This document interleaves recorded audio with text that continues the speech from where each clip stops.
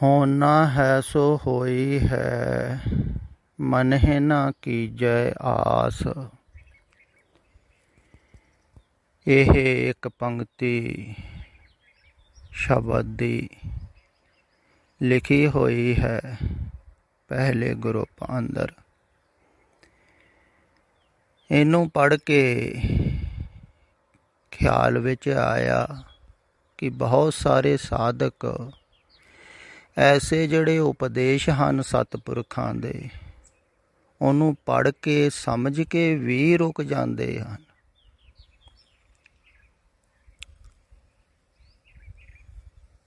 ਜਿਹੜਾ ਉਪਦੇਸ਼ ਸੰਸਾਰ ਵਿੱਚੋਂ ਨਿਕਲਣ ਵਾਸਤੇ ਸੀ ਜਾਂ ਮਨ ਨੂੰ ਮਾਰਨ ਵਾਸਤੇ ਸੀ, ਉਹਦੇ ਦੁਆਰਾ ਮਨ ਬਚ ਵੀ ਜਾਂਦਾ ਹੈ।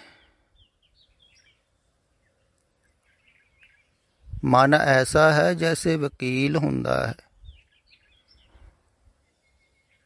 ਵਕੀਲ ਮੁਜਰਮ ਨੂੰ ਬਚਾਉਣ ਦੇ ਰਸਤੇ ਹੀ ਲੱਭਦਾ ਹੈ ਨਾ ਕਾਨੂੰਨ ਵਿੱਚ, ਤੇ ਲੱਭ ਲੈਂਦਾ ਹੈ ਕੋਈ ਨਾ ਕੋਈ ਰਸਤਾ।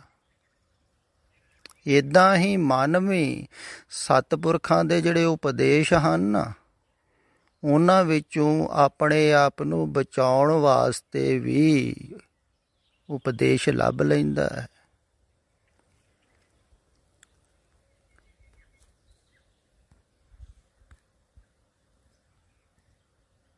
ਕਿਉਂਕਿ ਮਨ ਮਿਟਣਾ ਨਹੀਂ ਨਾ ਚਾਹੁੰਦਾ ਹੈ। ਜਿਵੇਂ ਸਰੀਰ ਨਹੀਂ ਮਿਟਣਾ ਚਾਹੁੰਦਾ ਹੈ ਤੁਹਾਡਾ, ਬਚਾਉਂਦਾ ਹੈ ਨਾ ਸਰੀਰ ਆਪਣੇ ਆਪ ਨੂੰ, ਇੱਦਾਂ ਹੀ ਮਨ ਵੀ ਬਚਾਉਂਦਾ ਹੈ ਆਪਣੇ ਆਪ ਨੂੰ। ਤੇ ਬਚਾਉਣ ਵਾਸਤੇ ਕੋਈ ਨਾ ਕੋਈ ਸਤਿਪੁਰਖਾਂ ਦੇ ਉਪਦੇਸ਼ ਦੁਆਰਾ ਸਹਾਰਾ ਲੈ ਲੈਂਦਾ ਹੈ। ਤੁਸੀਂ ਅਕਸਰ ਦੇਖਿਆ ਹੈ, ਜਿਹੜਾ ਚੰਗਾ ਤੁਹਾਡੇ ਮਨ ਨੂੰ ਉਪਦੇਸ਼ ਲੱਗੇ, ਮਨ ਨੂੰ ਭਾਏ, ਉਹ ਤੁਸੀਂ ਯਾਦ ਕਰ ਲੈਂਦੇ ਹੋ।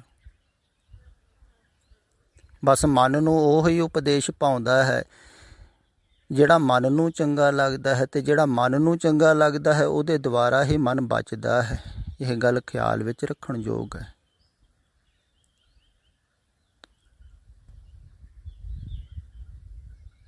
ਮਨ ਸਤਿਪੁਰਖਾਂ ਦੇ ਉਪਦੇਸ਼ ਵਿੱਚੋਂ ਵੀ ਆਪਣਾ ਸਹਾਰਾ ਲੈਂਦਾ ਹੈ ਬਚਾਉਣ ਵਾਸਤੇ। ਇਸੇ ਕਾਰਨ ਹੀ ਸ਼ਾਸਤਰਾਂ ਦੁਆਰਾ, ਜਾਂ ਕਹਿ ਲਈਏ ਜੋ ਸਤਿਪੁਰਖਾਂ ਨੇ ਪਿੱਛੇ ਉਪਦੇਸ਼ ਦਿੱਤੇ ਹਨ, ਉਹਨਾਂ ਦੁਆਰਾ ਉਹਨਾਂ ਨੂੰ ਪੜ੍ਹ ਕੇ ਸਮਝ ਕੇ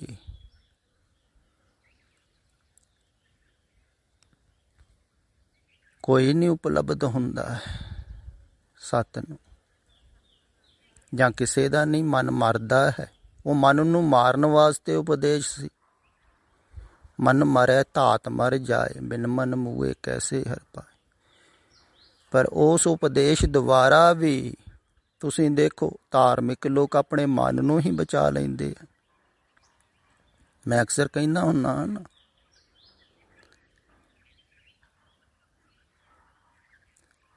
ਵੀ ਅੰਮ੍ਰਿਤ ਨੂੰ ਵੀ ਬੇਸਮਝ ਵੈਦ ਜ਼ਹਿਰ ਬਣਾ ਸਕਦਾ ਹੈ,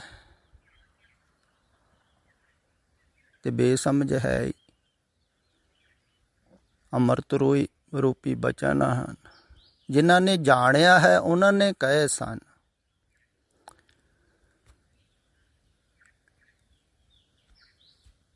ਤੇ ਉਹਨਾਂ ਨੂੰ ਪੜ੍ਹ ਕੇ ਜਦੋਂ ਤੁਸੀਂ ਸਮਝੋਗੇ ਤੁਸੀਂ ਆਪਣੇ ਢੰਗ ਨਾਲ ਹੀ।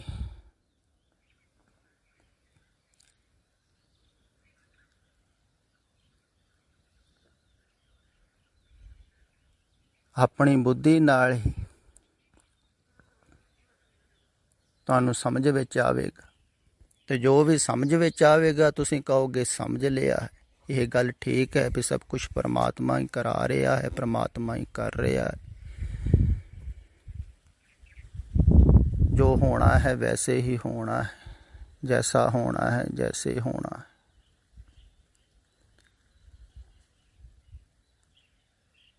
ਤੇ ਇੱਕ ਕਿਸਮ ਦੀ ਸੰਤੁਸ਼ਟੀ ਮਿਲਦੀ ਹੈ, ਮਨ ਨੂੰ ਦਿਲਾਸਾ ਮਿਲ ਜਾਂਦਾ ਹੈ।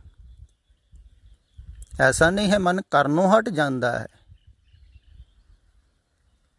ਸੰਸਾਰ ਵਿੱਚ ਜਾਂ ਹੋਰ ਵਿਚਾਰਧਾਰਾ ਦੇ ਵਿੱਚ ਤੇ ਪਿਆ ਹੋਇਆ ਹੈ। ਸੰਸਾਰੀ ਲੋਕ ਵੀ ਵੇਖ ਲਓ ਐਸਾ ਹੀ ਅਰਥ ਕਰ ਲੈਂਦੇ ਆ। ਸੰਸਾਰ ਵੱਲ ਤੇ ਜਾ ਰਹੇ ਹਨ ਭੱਜੇ, ਇੱਕ ਦੂਸਰੇ ਤੋਂ ਮੂਹਰੇ ਨਿਕਲਦੇ ਵੀ ਹੋਰ ਕਮਾ ਲਈਏ, ਹੋਰ ਇਕੱਠਾ ਕਰ ਲਈਏ। ਪਰ ਧਰਮ ਵਾਲੇ ਪਾਸੇ ਉਹ ਕਹਿੰਦੇ ਹਨ ਨਹੀਂ, ਹੋਣਾ ਹੈ ਸੋ ਹੋਈ। ਜਦੋਂ ਹੋਣਾ ਹੈ, ਜੋ ਹੋਣਾ, ਜਦੋਂ ਪ੍ਰਮਾਤਮਾ ਕਰਾਏਗਾ, ਨਾਮ ਜਪਾਏਗਾ, ਸਾਡੇ ਵੱਸ ਦੀ ਗੱਲ ਨਹੀਂ। ਪਰ ਧਨ ਕਮਾਉਣਾ, ਉਹ ਕਹਿੰਦੇ ਇਹ ਤੇ ਅਸੀਂ ਹਟ ਨਹੀਂ ਸਕਦੇ। ਸੰਸਾਰ ਕਮਾਉਣਾ ਤੁਹਾਡੇ ਵੱਸ ਦੀ ਗੱਲ ਹੈ, ਧਰਮ ਕਮਾਉਣਾ ਨਹੀਂ। ਤੈਸੇ ਉਪਦੇਸ਼ਾਂ ਨੂੰ ਪੜ੍ਹ ਕੇ, ਸੁਣ ਕੇ, ਸਮਝ ਕੇ, ਜਿਵੇਂ ਕੱਲ੍ਹ ਕਿਹਾ ਸੀ ਕੁਛ ਨਹੀਂ ਕਰਨਾ, ਇਹ ਗੱਲ ਬੜੀ ਸੰਤੁਸ਼ਟੀ ਦਿੰਦੀ ਹੈ ਬਹੁਤਿਆਂ। ਕੁਛ ਵੀ ਨਹੀਂ ਕਰਨਾ, ਚਲੋ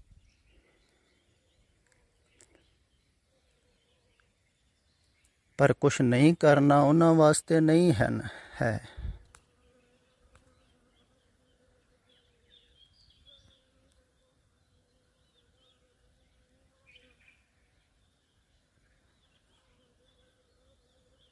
ਜਿਹੜੇ ਕੁਛ ਕਰ ਰਹੇ ਹਨ ਸੰਸਾਰ ਦੇ ਵਿੱਚ,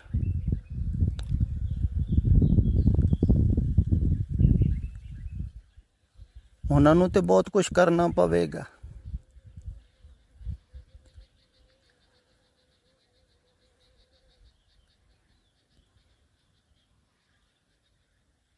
ਇਉਂ ਸਮਝ ਲਵੋ ਤੁਸੀਂ,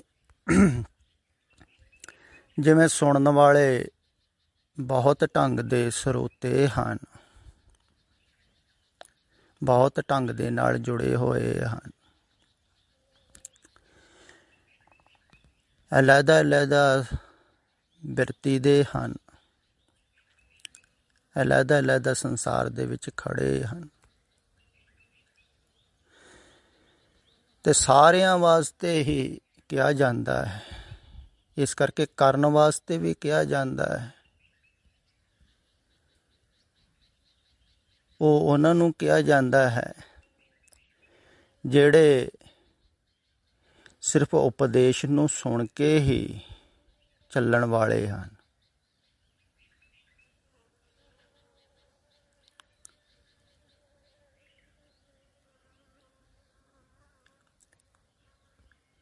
ਇਹਨਾਂ ਵਿੱਚ ਵੀ ਦੋ ਤਰ੍ਹਾਂ ਦੇ ਹਨ। ਉਪਦੇਸ਼ ਨੂੰ ਸੁਣ ਕੇ ਚੱਲਣ ਵਾਲੇ ਇੱਕ ਉਹ ਹਨ ਜਿਹੜੇ ਪੁਰਾਣੇ ਸਤਿਪੁਰਖਾਂ ਦੇ ਉਪਦੇਸ਼ ਨੂੰ ਪੜ੍ਹ ਕੇ, ਸੁਣ ਕੇ, ਸਮਝ ਕੇ ਚੱਲ ਰਹੇ ਹਨ। ਉਹ ਤੇ ਤਕਰੀਬਨ ਜ਼ਿਆਦਾਤਰ ਰੁਕ ਜਾਂਦੇ ਹਨ ਰਸਤੇ 'ਚ। ਬਹੁਤ ਧਾਰਮਿਕ ਲੋਕ ਸਿਰਫ ਸਮਝ ਕੇ ਹੀ ਰੁਕ ਜਾਂਦੇ ਹਨ। ਜ਼ਿਆਦਾ ਪ੍ਰਚਾਰਕ, ਵਿਦਵਾਨ, ਸਾਧੂ, ਮਹਾਤਮਾ ਕੋਈ ਨਾ ਕੋਈ ਉਪਦੇਸ਼ ਮਨ ਦੇ ਅਨੁਕੂਲ ਸਮਝ ਲਿਆ, ਮਨ ਨੂੰ ਦਿਲਾਸਾ ਮਿਲ ਜਾਂਦਾ ਹੈ। ਉੱਥੇ ਕਿ ਉਹ ਰੁਕ ਜਾਂਦੇ ਆ ਵੀ ਸਮਝ ਲਿਆ, ਸਮਝ ਵਿੱਚ ਆ ਗਿਆ। ਤੇ ਕਿਸੇ ਨੂੰ ਕੋਈ ਗੱਲ ਸਮਝ ਵਿੱਚ ਆ ਗਈ, ਕਿਸੇ ਨੂੰ ਕੋਈ ਆ ਗਈ, ਤੇ ਜ਼ਿਆਦਾਤਰ ਰੁਕ ਜਾਂਦੇ ਹਨ। ਵੱਡੇ ਵੱਡੇ ਪ੍ਰਚਾਰਕ ਜਿੰਨੇ ਵੀ ਹਨ।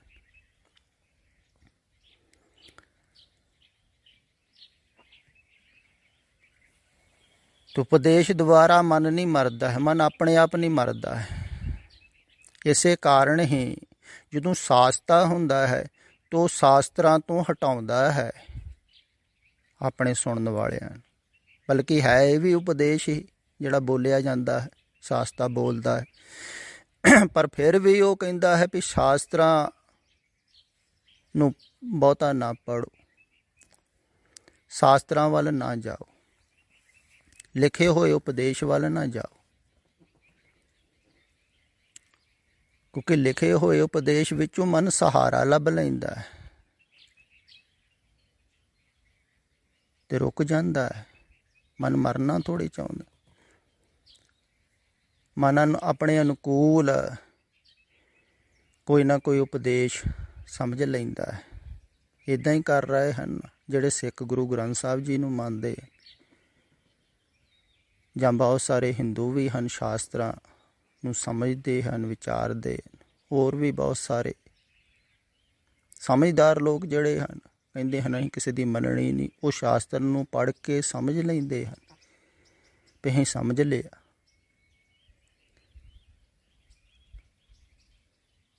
ਤੋ ਸਮਝ ਦੇ ਤਲ 'ਤੇ ਹੀ ਅਟਕੇ ਰਹਿੰਦੇ ਹਨ।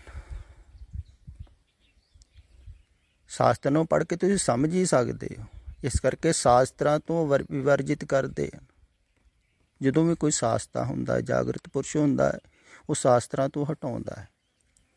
ਐਸਾ ਨਹੀਂ ਉਪਦੇਸ਼ ਗਲਤ ਹੈ, ਉਪਦੇਸ਼ ਜਿਨ੍ਹਾਂ ਨੇ ਜਾਣਿਆ ਬਿਲਕੁਲ ਠੀਕ ਦਿੱਤਾ ਹੈ, ਭਾਵੇਂ ਉਹਨਾਂ ਦੀ ਹੀ ਉਹ ਗੱਲ ਕਰਦਾ। ਫਿਰ ਵੀ ਉਹ ਕਹਿੰਦਾ ਹੈ ਵੀ ਇਹਦੇ ਤੋਂ ਤੁਸੀਂ ਸਹਾਰਾ ਲਓ। ਫਿਰ ਜਿਹੜਾ ਜਾਗਰਤ ਪੁਰਸ਼ ਹੈ, ਸ਼ਾਸਤਾ ਹੈ, ਉਹਦੇ ਉਪਦੇਸ਼ ਦੁਆਰਾ ਵੀ ਜਿਹੜੇ ਚੱਲ ਰਹੇ ਹਨ,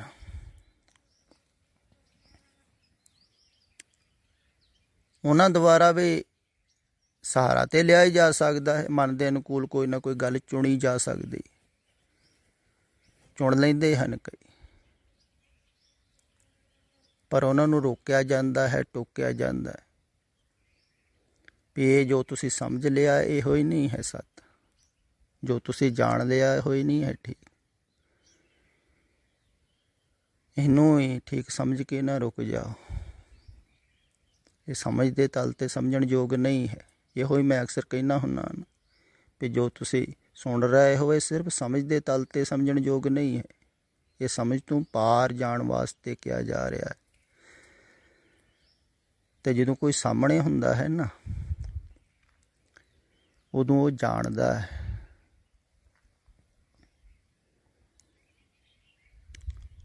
ਤੋ ਮਨ ਨੂੰ ਬਚਣ ਨਹੀਂ ਦੇ ਸਕਦਾ ਹੈ, ਉਹ ਮਨ ਨੂੰ ਸੰਤੁਸ਼ਟ ਨਹੀਂ ਕਰਦਾ। ਇਸ ਕਰਕੇ ਚੋਟ ਜ਼ਿਆਦਾ ਲੱਗਦੀ ਹੈ ਸ਼ਾਸਤਰਾਂ 'ਤੇ। ਸ਼ਾਸਤਰਾਂ ਦੁਆਰਾ ਚੋਟ ਨਹੀਂ ਲੱਗਦੀ ਹੈ ਕਿਸੇ 'ਤੇ। ਵੇਖੋ ਸ਼ਾਸਤਰਾਂ ਦੇ ਵਿੱਚ ਵੀ ਲਿਖਿਆ ਹੈ ਮੂੜ, ਬੇਸਮਝ, ਬੇਅਕਲ, ਕਿੰਨਾ ਕੁਛ ਲਿਖਿਆ ਹੈ।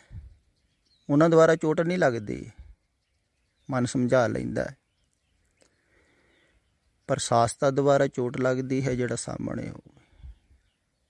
ਸੁਣਨਾ ਵੀ ਕਠਿਨ ਹੁੰਦਾ ਹੈ, ਕਿਉਂਕਿ ਉਹ ਵਾਰ-ਵਾਰ ਟੋਕ ਦਿੰਦਾ ਹੈ, ਵਾਰ-ਵਾਰ ਰੋਕ ਦਿੰਦਾ।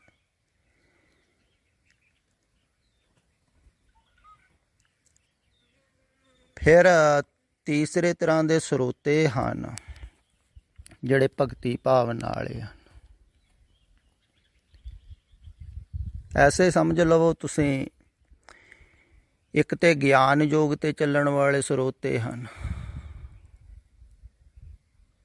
ਜਿਹੜੇ ਸਮਝ ਕੇ ਚੱਲਦੇ ਹਨ। ਉਹ ਜਾਂ ਸ਼ਾਸਤਰਾਂ ਨੂੰ ਸਮਝ ਕੇ ਚੱਲ ਰਹੇ ਹਨ ਤੇ ਸਾਰੇ ਭਟਕਦੇ ਹਨ, ਪਰ ਸ਼ਾਸਤਰਾਂ ਨੂੰ ਸਮਝ ਕੇ ਚੱਲਣ ਵਾਲੇ ਹਨ ਜਿਹੜੇ, ਉਹ ਵੀ ਚੱਲਦੇ ਹਨ। ਤੇ ਐਸਾ ਨਹੀਂ ਹੈ ਵੀ ਉਹ ਸਮਝ ਕੇ ਹੀ ਸਮਝ ਲੈਣਗੇ। ਨਹੀਂ, ਸਮਝ ਕੇ ਇੱਕ ਦਿਨ ਚੱਲ ਕੇ ਕਰਕੇ ਵੀ ਉਹਨਾਂ ਨੂੰ ਪਤਾ ਲੱਗੇਗਾ ਵੀ ਕਰਨ ਦੁਆਰਾ ਨਹੀਂ ਹੋਵੇਗਾ।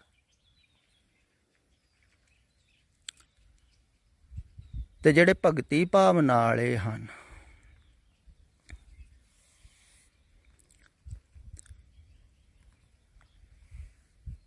ਉਹਨਾਂ ਨੂੰ ਕੁਛ ਕਰਨ ਦੀ ਲੋੜ ਨਹੀਂ। ਇਹ ਵੀ ਗੱਲ ਖਿਆਲ ਵਿੱਚ ਰੱਖਣ ਯੋਗ ਹੈ। ਜਿਹੜੇ ਉਪਦੇਸ਼ ਨੂੰ ਸੁਣ ਕੇ ਚੱਲਣ ਵਾਲੇ ਹਨ, ਉਹਨਾਂ ਨੂੰ ਤੇ ਬਹੁਤ ਕੁਛ ਕਰਨ ਦੀ ਲੋੜ ਪਵੇਗੀ, ਕਿਉਂਕਿ ਉਹ ਆਪਣੇ ਆਪ ਚੱਲ ਰਹੇ ਹਨ। ਆਪਣੇ ਆਪ ਕਹਿੰਦੇ ਹਨ ਆਪਣੇ ਮਨ ਨੂੰ ਅਸੀਂ ਮਾਰਨਾ, ਅਸੀਂ ਆਪਣੇ ਆਪ ਭਵ ਜਗਤ ਸਾਗਰ ਤਰਨਾ ਹੈ, ਅਸੀਂ ਆਪਣੇ ਆਪ ਜਾ ਸਕਦੇ, ਸਾਡੇ ਕੋਲ ਸਮਝ ਹੈ, ਅਸੀਂ ਕਰ ਸਕਦੇ ਹਾਂ ਕੁਛ। ਅਤੇ ਉਹਨਾਂ ਨੂੰ ਤਾਂ ਬਹੁਤ ਕੁਛ ਕਰਨ ਦੀ ਲੋੜ ਪਵੇਗੀ। ਪਰ ਜਿਹੜੇ ਭਗਤੀ ਭਾਵਨਾ ਵਾਲੇ ਹਨ, ਪਾਓ ਭਗਤ ਕਰ ਨੀਚ ਸਦਾਏ, ਤੋ ਨਾਨਕ ਮੁਖ ਅੰਤਰ ਪਾਏ, ਉਹਨਾਂ ਨੂੰ ਕੁਛ ਕਰਨ ਦੀ ਲੋੜ ਨਹੀਂ ਪੈਂਦੀ ਹੈ। ਕੱਲ੍ਹ ਜੋ ਮੈਂ ਕਿਹਾ ਸੀ ਮੈਂ ਕੁਛ ਨਹੀਂ ਕਰਨਾ ਹੈ, ਉਹ ਉਹਨਾਂ ਨੂੰ ਕੁਛ ਕਰਨ ਦੀ ਲੋੜ ਨਹੀਂ ਪਵੇਗੀ। ਇਹ ਵੀ ਗੱਲ ਖਿਆਲ ਵਿੱਚ ਰੱਖਣ ਯੋਗ ਹੈ। ਜਿਵੇਂ ਇਵੇਂ ਸਮਝ ਲਵੋ ਤੁਸੀਂ, ਪੁਰਾਣੇ ਸਮੇਂ ਦੇ ਵਿੱਚ ਵੀ ਜਿਹੜੇ ਫਕੀਰਾਂ ਕੋਲ, ਪੀਰਾਂ ਕੋਲ, ਗੁਰੂਆਂ ਕੋਲ शिष्य ਰਿਹਾ ਕਰਦੇ ਸਨ, ਸਿੱਖ ਰਿਹਾ ਕਰਦੇ ਸਨ। ਉਹਨਾਂ ਨੇ ਕਿਤੇ ਤੁਸੀਂ ਲਿਖਿਆ ਪੜ੍ਹਿਆ ਨਾ ਹੋਵੇਗਾ ਵੀ ਇੰਨਾ ਜਪ ਕੀਤਾ, ਇੰਨਾ ਤਪ ਕੀਤਾ, ਇੰਨੀ ਸਾਧਨਾ ਕੀਤੀ, ਇੰਨੇ ਪਾਠ ਕੀਤੇ। ਹੁਣ ਜਿਵੇਂ ਗੁਰੂਆਂ ਕੋਲ ਸਿੱਖ ਰਹੇ ਸਨ, ਭਾਈ ਮੰਝ ਜੀ, ਹੋਰ ਵੀ ਬਹੁਤ ਸਾਰੇ ਸਿੱਖ, ਭਾਈ ਭਿਖਾਰੀ ਜੀ। ਹੁਣ ਭਾਈ ਮੰਝ ਜੀ ਨੇ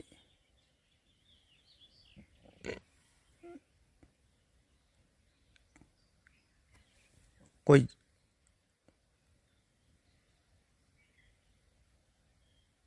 ਮੰਤਰਾਂ ਦੇ ਜਾਪ ਥੋੜ੍ਹੀ ਕੀਤੇ ਸਨ, ਵੀ ਇੰਨੇ ਮੰਤਰਾਂ ਦੇ ਜਾਪ ਕੀਤੇ ਸਨ, ਇੰਨੇ ਚਲੀਸੇ ਕੀਤੇ ਸਨ,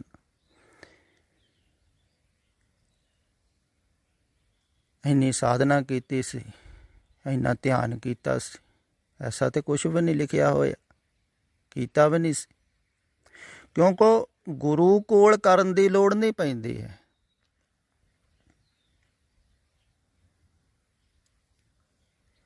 ਗੁਰੂ ਕੋਲ ਸ਼ਿਸ਼ ਨੂੰ ਸਿਰਫ ਇੱਕੋ ਹੀ ਕੰਮ ਕਰਨ ਦੀ ਲੋੜ ਪੈਂਦੀ ਹੈ, ਉਹ ਹੈ ਸਮਰਪਣ।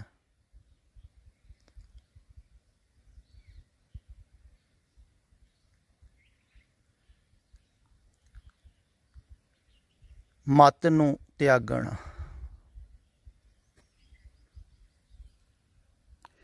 ਗੁਰ ਕੀ ਮਤ ਤੂੰ ਲੇਹ ਏ ਆਣੇ, ਭਗਤ ਬਿਨਾ ਬਹੁ ਡੂਬੇ ਸਿਆਣੇ। ਬਹੁਤ ਸਿਆਣੇ ਜਿਹੜੇ ਹਨ ਨਾ, ਉਹ ਡੁੱਬ ਜਾਂਦੇ ਹਨ। ਉਹ ਕਹਿੰਦੇ ਹਨ ਅਸੀਂ ਆਪਣੇ ਆਪ ਪਾਵਾਂਗੇ।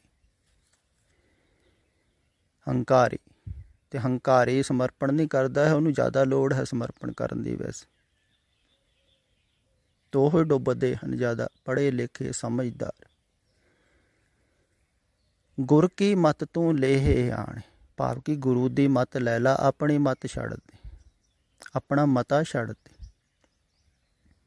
ਮਤਾ ਕਰੇ ਪੂਰਬ ਕੀ ਪੱਛਮ ਹੀ ਲੈ ਜਾ, ਤੁਸੀਂ ਮਤਾ ਕਰੋ ਹੀ ਨਾ ਕੋਈ। ਤੇ ਜਿਨ੍ਹਾਂ ਨੇ ਮਤ ਛੱਡੀ ਸੀ ਵੀ ਅਸੀਂ ਹੁਣ ਕੋਈ ਮਤਾ ਨਹੀਂ ਕਰਨਾ ਹੈ, ਕਿਤੇ ਨਾ ਜਾਣਾ ਹੈ, ਨਾ ਸੋਚਣਾ ਹੈ, ਨਾ ਪਾਉਣਾ ਹੈ, ਨਾ ਕਰਨਾ ਹੈ, ਨਾ ਵਿਚਾਰਨਾ। ਹੁਣ ਜੋ ਗੁਰੂ ਕਹੇ ਉਹੋ ਹੀ ਕਰਨਾ ਹੈ। ਜਦੋਂ ਮਤ ਹੀ ਛੱਡ ਦਿੱਤੀ, ਫਿਰ ਮਨ ਦੀ ਦੌੜ ਖਤਮ ਹੋ ਜਾਂਦੀ ਹੈ। ਫਿਰ ਜਿਵੇਂ ਜਿਵੇਂ ਛੱਡਦਾ ਜਾਂਦਾ ਹੈ ਨਾ ਸਿੱਖ ਆਪਣੀ ਮਤ ਨੂੰ, ਤਿਵੇਂ ਤਿਵੇਂ ਉਹ ਸੁਰਖਰੂ ਹੁੰਦਾ ਜਾਂਦਾ ਹੈ, ਸ਼ਾਂਤ ਹੁੰਦਾ ਜਾਂਦਾ। ਜਿਵੇਂ ਜਿਵੇਂ ਸਮਰਪਿਤ ਹੁੰਦਾ ਜਾਂਦਾ, ਉਹਨੂੰ ਕਰਨ ਦੀ ਕੋਈ ਲੋੜ ਨਹੀਂ ਪੈਂਦੀ। ਜਿਹੜੇ ਗੁਰੂਆਂ ਕੋਲ ਰਹੇ ਸਨ ਸਿੱਖ, ਉਹਨਾਂ ਨੇ ਕੁਛ ਕੀਤਾ ਥੋੜ੍ਹੀ ਸੀ। ਉਹਨਾਂ ਨੂੰ ਅਗਰ ਤੁਸੀਂ ਪੁੱਛੋਗੇ ਵੀ ਤੇ ਉਹ ਕਹਿਣਗੇ ਨਹੀਂ ਅਸੀਂ ਕੁਛ ਵੀ ਨਹੀਂ ਕੀਤਾ। ਗੁਰੂ ਨੇ ਕਰਾਇਆ ਹੈ, ਸੇਵਾ ਵੀ ਗੁਰੂ ਨੇ ਕਰਾਈ ਹੈ, ਅਸੀਂ ਥੋੜ੍ਹੀ ਕੀਤੀ। ਸਾਡਾ ਤਾਂ ਮਨ ਹੋਰ ਕੁਛ ਕਰਨ ਨੂੰ ਕਰਦਾ ਸੀ, ਸੰਸਾਰ ਦੇ ਵਿੱਚ ਧਨ ਕਮਾਉਣ ਨੂੰ, ਪੈਸਾ ਕਮਾਉਣ ਨੂੰ, ਰੁਤਬਾ ਕਮਾਉਣ ਨੂੰ। ਅਸੀਂ ਸੇਵਾ ਥੋੜ੍ਹੀ ਕਰ ਸਕਦੇ। ਗੁਰੂ ਨੇ ਕਰਾਈ ਹੈ, ਗੁਰੂ ਕਰਾ ਰਿਹਾ ਹੈ। ਜੋ ਕੁਛ ਕਰਾ ਰਿਹਾ ਹੈ ਉਹੋ ਹੀ ਕਰਾ ਰਿਹਾ ਹੈ। ਇਹੋ ਹੀ ਗੁਰੂ ਪ੍ਰਸਾਦ ਦਾ ਅਰਥ ਵੀ ਹੈ, ਖਿਆਲ ਵਿੱਚ ਰੱਖੇ ਵੀ ਗੁਰੂ ਦੀ ਕਿਰਪਾ ਦੁਆਰਾ ਹੋ ਰਿਹਾ ਹੈ, ਅਸੀਂ ਕਰਨ ਵਾਲੇ ਕਿੱਥੇ। ਆਪਣੇ ਆਪ ਹੀ ਕਰਤਾ ਭਾਵ ਵਿਲੀਨ ਹੁੰਦਾ ਰਹਿੰਦਾ, ਤੇ ਸਿੱਸ਼ ਨੂੰ ਕੁਛ ਵੀ ਕਰਨ ਦੀ ਲੋੜ ਨਹੀਂ ਪੈਂਦੀ ਹੈ। ਸਤਿਪੁਰਖ ਕੋ, ਜਾਗਰਤ ਪੁਰਸ਼ ਕੋ।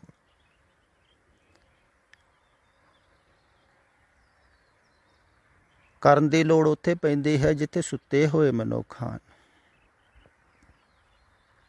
ਜਿਵੇਂ ਸਮਝ ਲਓ ਜਿਨ੍ਹਾਂ ਨੂੰ ਦਿਖਦਾ ਨਹੀਂ ਹੈ,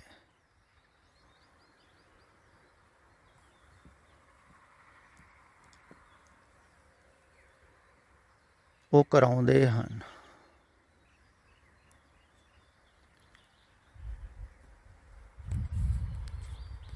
ਕਿਆ ਹੈ ਨਾ, ਅੰਧਾ ਆਗੂ ਜੇ ਥੀਏ ਸਭ ਸਾਥ ਮੁਹਾਵੇ, ਜ਼ਿਆਦਾ ਅੰਨੇ ਹਨ।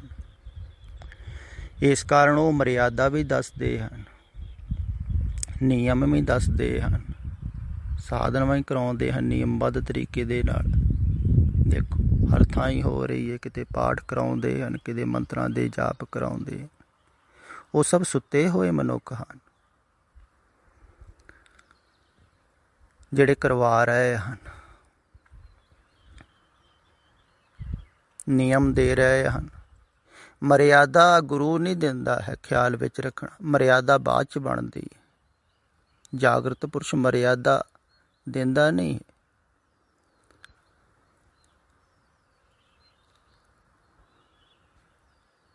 ਉਹ ਕੋਈ ਨਿਯਮ ਨਹੀਂ ਦਿੰਦਾ, ਉਹ ਹੋਸ਼ ਦਿੰਦਾ ਹੈ। ਬਸ ਉਹਦੇ ਕੋਲ ਰਹਿ ਕੇ, ਜਾਗਰਤ ਪੁਰਸ਼ ਕੋਲ ਤੁਸੀਂ ਜਾਗਣਾ ਸਿੱਖ ਦਿੰਦੇ ਹੋ। ਸ਼ਿਸ਼ ਜਾਗਣਾ ਸਿੱਖ ਜਾਂਦਾ ਹੈ ਉਹਨੂੰ ਦੇਖ ਦੇਖ ਕੇ ਵੀ ਇਹ ਕੈਸੇ ਰਹਿੰਦਾ। ਦੇਖੋ ਕੋਈ ਭੱਜ ਦੌੜ ਨਹੀਂ, ਕੋਈ ਆਪਾ ਤਾਪੀ ਨਹੀਂ, ਕਿਤੇ ਜਾਣਾ ਆਉਣਾ ਨਹੀਂ, ਕਿੰਨਾ ਨਿਸ਼ਚਿੰਤ ਹੈ, ਜਿਵੇਂ ਸਭ ਕੁਛ ਮਿਲ ਗਿਆ ਹੁੰਦਾ। ਤਾਂ ਉਹਨੂੰ ਦੇਖ ਦੇਖ ਕੇ, ਇਹੋ ਸੰਗਤ ਦਾ ਅਰਥ ਹੁੰਦਾ ਨਾ, ਕਹਿੰਦੇ ਖਰਬੂਜਾ ਖਰਬੂਜੇ ਨੂੰ ਵੇਖ ਕੇ ਰੰਗ ਫੜ। ਸੰਗਤ ਫਿਰ ਜਿਹਦੇ ਨਾਲ ਭਾਵਨਾ ਹੋਵੇ, ਪ੍ਰੇਮ ਹੋਵੇ, ਵੈਸਾ ਹੀ ਆਦਮੀ ਹੁੰਦਾ ਰਹਿੰਦਾ। ਤੇ ਸਹਿਜ ਸੀ ਗੁਰੂਆਂ ਦੇ ਸਮੇਂ, ਗੁਰੂਆਂ ਕੋਲ ਸਿੱਖਾਂ ਦੀ ਯਾਤਰਾ ਹੁੰਦੀ ਸੀ।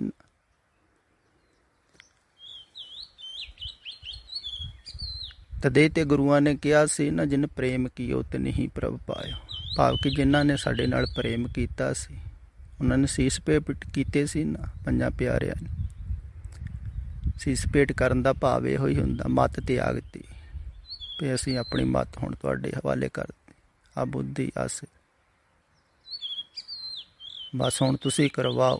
ਅਸੀਂ ਕਰ ਲਿਆ ਸਭ ਕੁਝ, ਸੰਸਾਰ ਵਿੱਚ ਵੀ ਕਰ ਲਿਆ, ਧਰਮ ਵਿੱਚ ਵੀ ਕਰ ਲਿਆ, ਕਰ ਕਰਕੇ ਹਾਰ ਗਏ। ਹਾਰ ਪਰਿਓ ਸੁਆਮੀ ਕੇ ਦੁਆਰੇ, ਦੀਜੇ ਬੁੱਧ ਪੇ। ਹੁਣ ਤੁਸੀਂ ਜਾਣੋ। ਤੇ ਜਿਹੜੇ ਹਾਰ ਕੇ ਡਿੱਗ ਪਏ ਸੀ, ਸਮਰਪਿਤ ਹੋ ਗਏ ਸੀ। ਫਿਰ ਸਮਰਪਿਤ ਇੱਕਦਮ ਨਹੀਂ ਹੋਇਆ ਜਾਂਦਾ ਹੈ, ਹੌਲੀ ਹੌਲੀ ਹੁੰਦਾ ਹੈ ਸ਼ਿਸ਼ ਸਿੱਖ, ਥੋੜ੍ਹਾ ਥੋੜ੍ਹਾ। ਪਰ ਉਹਦੇ ਨਾਲ ਇਹ ਹੁੰਦਾ ਹੈ ਵੀ ਜਿੰਨਾ ਜਿੰਨਾ ਸਮਰਪਿਤ ਹੁੰਦਾ ਹੈ, ਤਿੰਨਾ ਤਿੰਨਾ ਓਨਾ ਹੀ ਉਹਨੂੰ ਰਸ ਵੀ ਆਉਂਦਾ ਹੈ। ਉਹ ਸੁੱਖ ਵੀ ਮਹਿਸੂਸ ਕਰਦਾ ਹੈ। ਉਹ ਕਹਿੰਦਾ ਹੈ ਵੀ ਮੈਂ ਇਹਨਾਂ ਦੇ ਆਖੇ ਛੱਡਿਆ, ਇਹਨਾਂ ਦੇ ਕਹਿਣ ਦੇ ਮੁਤਾਬਕ ਇੰਨਾ ਕੁਛ ਛੱਡ ਦਿੱਤਾ, ਇੰਨੀ ਇਹਨਾਂ ਦੀ ਗੱਲ ਮੰਨ ਲਈ ਤਾਂ ਇੰਨਾ ਸੁੱਖ ਮਿਲਿਆ। ਜਿਵੇਂ ਆ ਥੋੜ੍ਹੇ ਦਿਨ ਪਹਿਲਾਂ ਹੀ ਇੱਕ ਮਾਈ ਆਈ ਹੋਈ ਹੈ, ਕਹਿੰਦੀ ਜ਼ਿੰਦਗੀ 'ਚ ਪਹਿਲੀ ਵਾਰ ਮੈਂ ਵਾਸਤਵਿਕ ਸੁੱਖ ਨੂੰ ਜਾਣਿਆ ਹੈ ਥੋੜ੍ਹਾ ਜਿਹਾ, ਤੇ ਥੋੜ੍ਹੀ ਜਿਹੀ ਮੰਨੀ, ਜਿੰਨੀ ਮੰਨੀ ਓਨਾ ਹੀ ਜਾਣਿਆ। ਕਹਿੰਦੀ ਹੁਣ ਮੈਂ ਸੁਤੰਤਰਤਾ ਮਹਿਸੂਸ ਕਰਦੀ, ਉਹਨਾਂ ਕਿ ਸੁਤੰਤਰ ਵੀ ਹੋਏ। ਫਿਰ ਜਿੰਨਾ ਜਿੰਨਾ ਛੱਡਦਾ ਹੈ ਉਹਨੂੰ ਪਤਾ ਲੱਗਦਾ ਹੈ ਵੀ ਇੰਨਾ ਛੱਡਣ ਨਾਲ, ਇੰਨਾ ਸਮਰਪਿਤ ਹੋਣ ਨਾਲ, ਇੰਨੀ ਗੱਲ ਮੰਨਣ ਨਾਲ ਮੈਨੂੰ ਇੰਨਾ ਮਿਲਿਆ ਹੈ ਤੇ ਮੈਂ ਹੋਰ ਮੰਨਾਂ। ਇੱਦਾਂ ਹੀ ਭਾਵਨਾ ਵੱਧਦੀ, ਉਹ ਫਿਰ ਹੋਰ ਤਿਆਗ ਕਰਦਾ ਹੈ ਆਪਣੇ ਮਨ ਦਾ। ਇੱਕਦਮ ਪੂਰਾ ਨਹੀਂ ਹੁੰਦਾ ਹੈ, ਥੋੜ੍ਹਾ ਥੋੜ੍ਹਾ ਹੋਈ ਜਾਂਦਾ। ਫਿਰ ਹੋਰ ਤਿਆਗ ਕਰਦਾ ਵੀ ਆਹ ਆਦਤਾਂ ਵੀ ਉਹਨਾਂ ਦੇ ਸਮਰਪਿਤ ਕਰਦੀ, ਮਨ ਦੀ ਆਦਤਾਂ ਹੀ ਹਨ। ਤੇ ਜਿੰਨਾ ਜਿੰਨਾ ਉਹ ਸਮਰਪਿਤ ਕਰਦਾ ਰਹਿੰਦਾ, ਉਹਨਾਂ ਉਹ ਸੁਰਖਰੂ ਹੁੰਦਾ ਰਹਿੰਦਾ, ਉਹਨੂੰ ਸ਼ਾਂਤੀ ਮਿਲਦੀ ਰਹਿੰਦੀ। ਕਰਦਾ ਉਹ ਕੁਝ ਵੀ ਨਹੀਂ, ਸਮਰਪਿਤ ਵੀ ਹੁੰਦੀਆਂ ਰਹਿੰਦੀਆਂ ਹਨ ਸਹਿਜ ਹੀ ਪ੍ਰੇਮ ਦੁਆਰਾ, ਭਾਵਨਾ ਨਾਲ।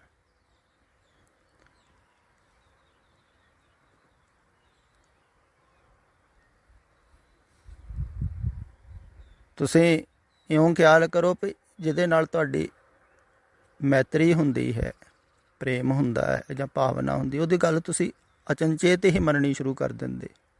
ਮਨ ਵੀ ਤੁਹਾਡਾ ਇਨਕਾਰ ਕਰੇ ਤਾਂ ਵੀ ਤੁਸੀਂ ਮੰਨ ਲੈਂਦੇ। ਇੱਦਾਂ ਹੀ ਹੁੰਦਾ ਹੈ। ਫਿਰ ਜਿਵੇਂ ਜਿਵੇਂ ਭਾਵਨਾ ਵੱਧਦੀ ਹੈ ਆਪਣੇ ਆਪ ਹੀ ਹੋਣਾ ਸ਼ੁਰੂ ਹੋ ਜਾਂਦਾ ਹੈ। ਫਿਰ ਸਿੱਖ ਕਹਿੰਦਾ ਹੈ ਕਿ ਮੈਂ ਕੁਛ ਵੀ ਨਹੀਂ ਕਰ ਰਿਹਾ, ਹੋ ਰਿਹਾ ਹੈ।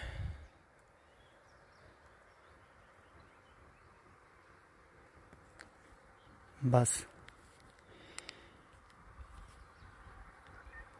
ਇਵੇਂ ਨਾ ਕਰਨਾ ਜਿਹੜਾ ਹੈ ਨਾ,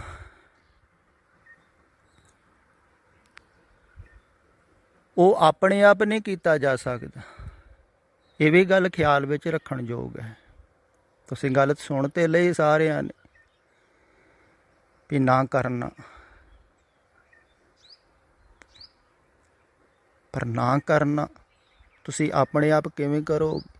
ਕਦੀ ਸੋਚਿਆ ਹੈ ਵੀ ਜੋ ਵੀ ਕਰੋਗੇ ਉਹਦੇ ਵਿੱਚ ਕਰਨਾ ਹੋਵੇਗਾ ਤੁਹਾਡਾ?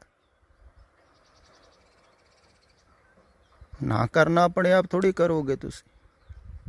ਅਗਰ ਤੁਸੀਂ ਸੋਚ ਵੀ ਲਓ ਮੈਂ ਕੁਝ ਨਹੀਂ ਕਰਦਾ, ਉਹ ਮੈਂ ਕੁਝ ਨਹੀਂ ਕਰਦਾ ਇਹ ਵੀ ਨਿਰਣਾ ਤੁਹਾਡਾ ਹੈ ਨਾ, ਇਹ ਵੀ ਕਰਨਾ ਹੀ ਹੋਵੇ।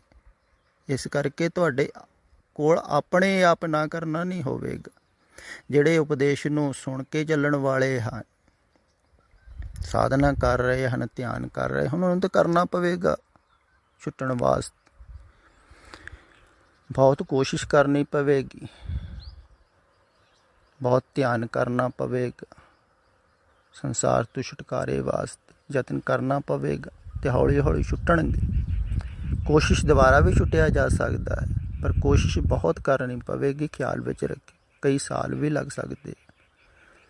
ਨਿਰੰਤਰ ਕੋਸ਼ਿਸ਼ ਕਰਦੇ ਰਹੇ ਵੀ ਛੁੱਟਣਾ ਹੈ ਸੰਸਾਰ, ਨਿਕਲਣਾ ਹੈ ਸੰਸਾਰ, ਮੁਕਤ ਹੋਣਾ ਹੈ ਸੰਸਾਰ 'ਚ, ਅਤੇ ਬੰਧਨ ਤੋੜਦੇ ਰਹੇ ਜਿਵੇਂ ਜਿਵੇਂ ਤੋੜਨ ਵਾਸਤੇ ਕਿਹਾ ਹੈ। ਅਤੇ ਹੌਲੀ ਹੌਲੀ ਟੁੱਟ ਵੀ ਸਕਦੇ ਹਨ ਸਾਰੇ, ਅਤੇ ਕੋਸ਼ਿਸ਼ ਦੁਬਾਰਾ ਹੋਵੇਗੀ। ਜਿਹੜੇ ਕੋਸ਼ਿਸ਼ ਨਹੀਂ ਕਰਨਾ ਚਾਹੁੰਦੇ ਹਨ, ਜਿਹੜੇ ਕਹਿੰਦੇ ਹਨ ਸਾਡੇ ਕੋਲ ਕੋਸ਼ਿਸ਼ ਦੁਬਾਰਾ ਨਹੀਂ ਹੋਵੇਗਾ, ਇਸ ਕੋਸ਼ਿਸ਼ ਕਰ ਕਰਕੇ ਜਾਂ ਹਾਰ ਗਏ, ਦੇਖ ਲਿਆ ਕੋਸ਼ਿਸ਼ ਕਰਕੇ ਆਪਣੇ ਆਪ,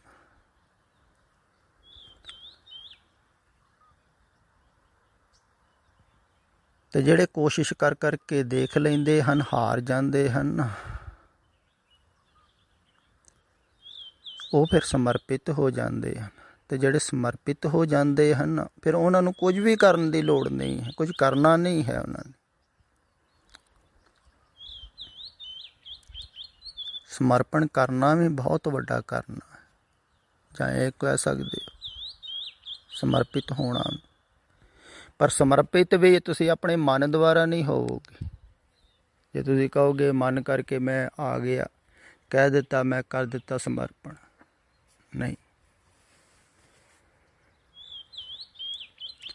ਇਹ ਕੁਛ ਅੰਤਰੀਵ ਖੇਡ ਹੈ,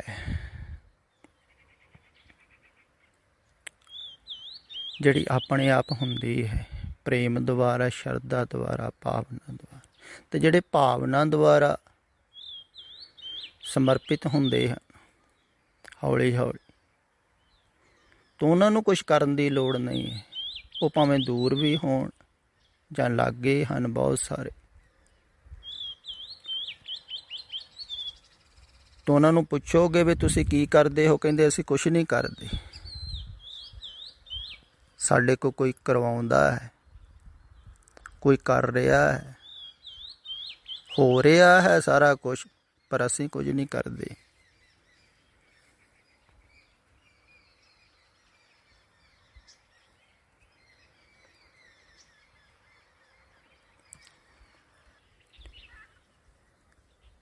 ਬਸ ਉਹ ਆਪਣੇ ਆਪ ਹੀ ਮਿਟਦੇ ਰਹਿੰਦੇ ਹਨ। ਮਨ ਜਿੰਨਾ ਜਿੰਨਾ ਸਮਰਪਿਤ ਕਰਦੇ ਰਹਿੰਦੇ ਹਨ, ਮਨ ਦੇ ਰਾਮ ਲਿਆ ਹੈ, ਓਨੇ ਓਨੇ ਹੀ ਉਹ ਮਿਟਦੇ ਰਹਿੰਦੇ ਹਨ, ਸਮਰਪਿਤ ਹੁੰਦੇ ਰਹਿੰਦੇ ਹਨ। ਅਤੇ ਆਪਣੇ ਆਪ ਹੀ ਇਹ ਹੁੰਦਾ ਹੈ। ਫਿਰ ਵੀ ਇਹ ਕਰਨ ਦੀ ਲੋੜ ਨਹੀਂ ਹੁੰਦੀ ਹੈ, ਕਹਿਣਾ ਪੈਂਦਾ ਹੈ। ਇਹ ਘਟਨਾ ਘਟਦੀ ਹੈ, ਕੁਛ ਵੀ ਕਰਨ ਦੀ ਲੋੜ ਨਹੀਂ ਪੈਂਦੀ ਹੈ। ਜਾਗਰਤ ਪੁਰਸ਼ ਕੋਲ ਜਾਗਰਣ ਸਹਿਜ ਹੁੰਦਾ ਹੈ।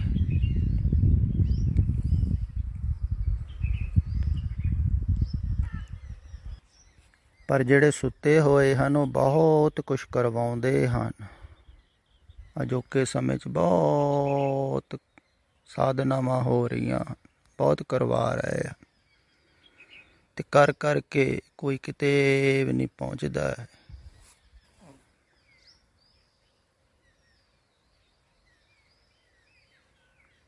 ਉੱਥੇ ਸੰਸਾਰ ਦੇ ਵਿੱਚ ਹੀ ਚੱਕਰ ਲਾਉਂਦੇ ਰਹਿੰਦੇ ਹਨ। ਥੋੜ੍ਹਾ ਬਹੁਤਾ ਸੰਸਾਰ 'ਚੋਂ ਮਨ ਨਿਕਲਦਾ ਹੈ, ਫਿਰ ਫਸ ਜਾਂਦਾ ਹੈ। ਥੋੜ੍ਹੀ ਜਿਹੀ ਸਾਧਨਾ ਕਰਕੇ ਨਿਕਲਦਾ ਹੈ, ਫਿਰ ਫਸ ਜਾਂਦਾ ਹੈ। ਥੋੜ੍ਹਾ ਜਪ ਤਪ ਕਰਕੇ ਨਿਕਲਦਾ, ਫਿਰ ਫਸ ਜਾਂਦਾ। ਕਰਕੇ ਨਹੀਂ ਕਰਕੇ ਪਰਮਾਤਮਾ ਨੂੰ ਪਾਇਆ ਜਾ ਸਕਦਾ ਹੈ, ਕਰਕੇ ਸੰਸਾਰ ਮਿਲਦਾ। ਜਿੰਨੇ ਜਾਣਦੇ ਹਨ ਉਹਨਾਂ ਨੂੰ ਪਤਾ ਹੈ ਵੀ ਉਹ ਦੂਰ ਨਹੀਂ ਹੈ, ਬਹੁਤ ਨੇੜੇ। ਇਸ ਕਰਕੇ ਉਹਦੇ ਵਾਸਤੇ ਕੁਛ ਕਰਨਾ ਨਹੀਂ। ਜਿਹੜਾ ਦੂਰ ਹੋਵੇ, ਦੂਸਰੀ ਚੀਜ਼ ਹੋਵੇ, ਉਹਨੂੰ ਪਾਉਣ ਵਾਸਤੇ ਕੁਛ ਕਰਨਾ ਹੁੰਦਾ। ਹਾਂ, ਸੰਸਾਰ ਨੂੰ ਛੱਡਣ ਵਾਸਤੇ ਬਹੁਤ ਕੁਛ ਕਰਨਾ ਪਵੇਗਾ, ਪਰਮਾਤਮਾ ਨੂੰ ਪਾਉਣ ਵਾਸਤੇ ਕੁਛ ਵੀ ਨਹੀਂ ਕਰਨਾ। ਨਾ ਹਮ ਕੀਆ ਨਾ ਕरेंगे ਨਾ ਕਰ ਸਕੇ ਸਰੀਰ, ਕਿਆ ਜਾਨੋ ਕੁਛ ਹਰ ਕੀਆ, ਪਇਓ ਕਬੀਰ ਕਬੀਰ।